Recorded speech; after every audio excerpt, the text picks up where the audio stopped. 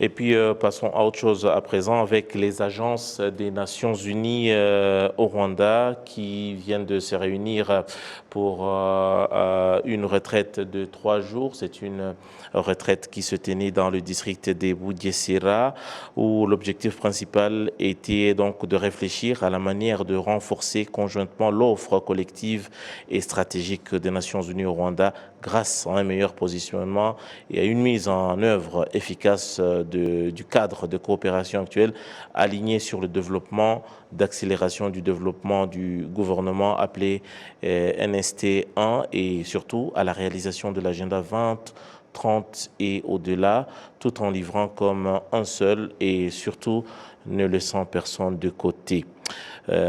Avec nous, dans ces studios, nous sommes rejoints par Madame Mama Keïta, qui est directrice du bureau des Nations Unies, du bureau sous-régional pour l'Afrique de l'Est de la Commission économique des Nations Unies pour l'Afrique, basée à Kigali. Madame, bonjour, bon après-midi, merci de vous joindre à nous.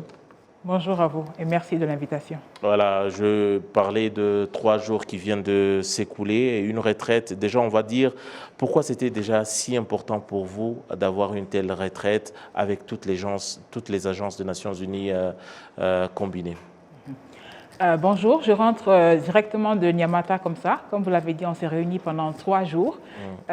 C'est important pour nous de se retrouver pour réfléchir sur comment on peut mieux jouer notre rôle. Le monde est en train de changer. Les économies du monde entier, de l'Afrique également et le Rwanda également, ont tous subi une multitude de crises récemment. Ça a commencé avec la Covid, il y a la crise qu'on appelle la crise ukrainienne, il y a les effets des changements climatiques. Dans certaines zones, il y a également des situations de tension et tout ça, et questions sécuritaires. Et tout ça, ça affecte les économies. Deuxièmement, les économies même, elles changent, elles évoluent. En particulier, le Rwanda évolue très rapidement. Le pays a fait de nombreux progrès. Ensuite, le pays également a une croisée des chemins. On a fait récemment la revue à mi-parcours de NST1 et on a tiré des leçons de ça. Et en 2024, il y a le NST2 qui doit être formulé.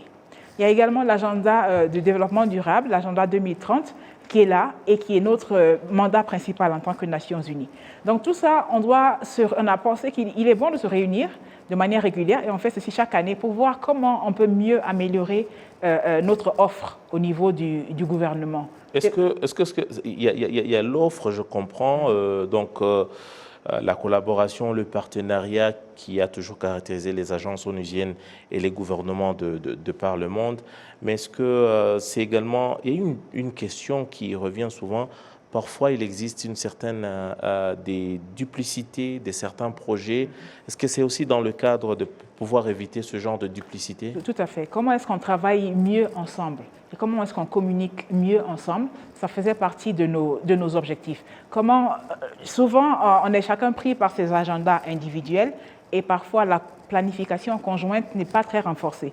Donc, comment est-ce qu'on peut mieux réapprendre à travailler ensemble? Ça faisait partie de nos objectifs. Comment on peut avoir une compréhension collective des défis de ce pays, également des atouts, des opportunités, et comment venir ensemble et mieux y travailler pour on va dire, optimiser ce qu'il y a. Donc, c'était effectivement pour apprendre à mieux travailler ensemble, pour être mieux au courant aussi de nos aptitudes et de nos lacunes et où est-ce qu'on a besoin nous-mêmes de développement de capacité en fait.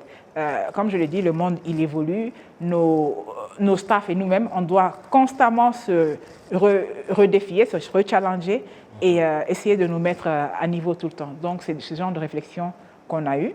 Comment également on communique mieux sur ce qu'on fait pour que les personnes, les populations et les différentes entités que l'on est là pour servir, pour qu'ils comprennent mieux ce que l'on fait et qu'ils nous expriment mieux comment ils ressentent cela et qu'on continue de s'améliorer pour pouvoir répondre à la vision du pays. Dans les images qu'on voyait tout à l'heure, il y avait également la participation des entités gouvernementales.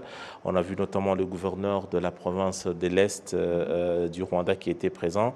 C'était si important déjà d'avoir tout le monde à bord?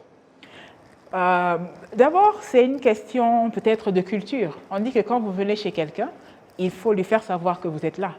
Donc, c'était surtout pour ça qu'on s'est signalé au gouverneur et il nous a rendu la politesse ou l'hospitalité. Il est venu à notre meeting. Mais ce que nous, on a fait, c'est de lui dire qu'on sera chez vous pendant 3 jours.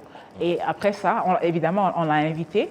Et donc, il est venu et il nous a partagé, d'abord, il nous a rappelé la vision collective du chef de l'État et du gouvernement. Et ensuite, il nous a présenté les spécificités de la province qu'il gère. Et ça nous a permis de savoir, d'avoir une idée d'opportunité pour collaborer avec cette province de manière particulière. Donc, c'était très, très intéressant de l'avoir dans notre réunion. Alors, madame, il y a aujourd'hui les Nations Unies qui sont challengées à pouvoir se mettre à niveau par rapport aux exigences, parce qu'il y a certains programmes des Nations Unies tout de même qui existent depuis de longues années, mais dont la réalité aujourd'hui sur terrain varie selon les régions ou varie. Il y a aussi d'autres facteurs qui n'étaient pas prévus. Est-ce que c'est aussi facile pour les Nations Unies à pouvoir peut-être réadapter, réajuster à certains programmes au regard de certains besoins pressants qui n'ont pas forcément été prévus et qui arrivent comme ça? Je peux citer par exemple la pandémie de Covid-19 qui a, je pourrais même dire, redistribué les cartes ou qui a changé les choses. Est-ce que ça a été un exemple peut-être sur lequel on peut apprendre à mieux peut-être envisager les choses? C'est vrai que le monde est en perpétuel changement et récemment, on a eu des crises assez importantes. Mais les Nations Unies ont cette capacité aussi à s'adapter assez rapidement. Et surtout ce qu'on a, c'est surtout l'expertise technique plus que les fonds. La crise Covid est venue avec un besoin et financier et technique. On a été capable de mettre en place rapidement le besoin technique, la réponse technique. Comment aider les pays à formuler des plans d'abord de réponse. Il y a eu d'abord la réponse, après la deuxième préoccupation, c'était la relance économique, parce que les économies ont été un peu down, puisqu'elles ont été fermées, il y a beaucoup de jobs qui ont été détruits et tout ça. Et donc, réponse d'abord, la réponse devait être sanitaire, et donc notre agence lead, évidemment, comment dit WHO, l'OMS, okay, a pris le lead de manière formidable pour essayer d'aider à organiser ici au Rwanda, aider le gouvernement à s'organiser, à répondre, et au niveau international également. Donc il y a eu d'autres agences qui sont évidemment entrées en jeu pour ensuite organiser la logistique que ça prend parce que l'Afrique ne produisait pas les vaccins dont on avait besoin, ni les matériaux le matériel de protection et tout ça. Et donc il a fallu organiser tout ça. Oui, donc je pense que le rôle joué par les Nations Unies dans ces dernières crises a été formidable. Faciliter la réponse à la crise Covid, même pour la crise ukrainienne, là, je pense que les Nations Unies... Justement, parce que là, vous parliez de la crise sanitaire, oui, mais également de la crise économique. Il y a la crise économique. De plein fouet les mêmes pays qui essaient de sortir de cette crise sanitaire. Oui, oui. Non, je pense que les Nations Unies sont en train de jouer un rôle important. Le fait d'abord de plaider pour que les grandes entreprises libèrent leurs brevets, on va dire, pour que certains de ces vaccins soient produits en Afrique, ça c'est quelque chose de très bon.